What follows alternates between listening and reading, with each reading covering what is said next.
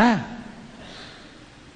அதான் சொல்வாரு, விதைப்பது எல்லாம் பல நேரங்களிலே உள்ளங்களில் விதைப்பது கிடையாது, பாறைகளிலும் வழியோரங்களிலும் விதைக்கப்பட்ட விதைகளாக இறை வார்த்தைகளை நாம் கேட்டுக்கொண்டிருக்கின்றோம். அதனால் தான் அந்த இறை வார்த்தை நம்முடைய வாழ்வில ஒர்க் ஆறதில்லை. அதை பிடிங்க, இறை வார்த்தையை பிடிங்கள். இரண்டாவது, ஆண்டவரை சிக்கென பிடித்துக் கொள்ளுங்கள். எப்பொழுதும் ஆண்டவர் ஆண்டவர் ஆண்டவர் ஆண்டவர் ஆண்டவர் இயேசு என்று இருந்து கொண்டே இருங்கள். நல்ல காரியங்களை பிடித்துக் கொள்ளுங்கள், நற்செயல்களை பிடித்துக் கொள்ளுங்கள். உங்கள் வாயிலிருந்து வருகின்ற வார்த்தைகள் நல்ல வார்த்தைகளாக இருக்கட்டும், அதை பிடித்துக் கொள்ளுங்கள். நல்ல உள்ளங்களை பிடித்துக் கொள்ளுங்கள், நல்ல உறவுகளை பிடித்துக் கொள்ளுங்கள். நம்மோடு அன்பை பகிர்ந்து கொள்கிறார்களே, அவர்களை பிடித்துக் கொள்ளுங்கள்.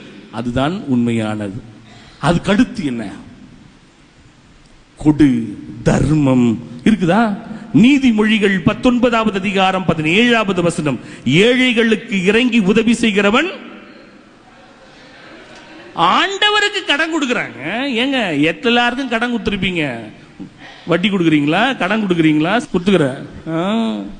ஆனா கடவுளுக்கு கடன் கொடுக்கிற வாய்ப்பு நமக்கு கொடுக்கப்படுகிறது. பாருங்களேன், ஏழைகளுக்கு இறங்கி உதவுகிறவன் ஆண்டவருக்கே கடன் கொடுக்கிறான். லூக்கா 21வது அதிகாரம் 1-4 படிக்கின்றோம் ஏழையினுடைய கைம்பினுடைய காணிக்கை. லூக்கா 19வது அதிகாரம் 1-10 சக்கேயு படிக்கிற. என்ன சொல்றார் சக்கேயு? அதுக்கு அடுத்து ஒண்ணு சொன்னார், அதை பத்தி சொல்றீங்களா? வாயில வருதா பாரு.